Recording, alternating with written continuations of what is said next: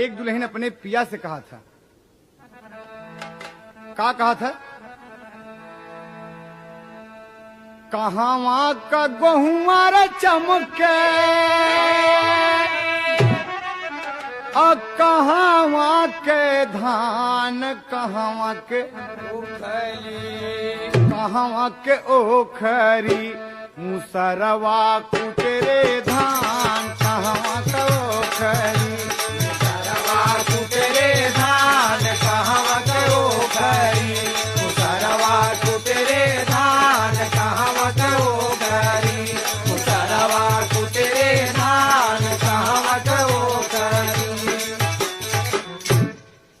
मर्दवा जवाब देते है के मेहरारू सुन, पंजाब का गेहूं रे चमके और पटना के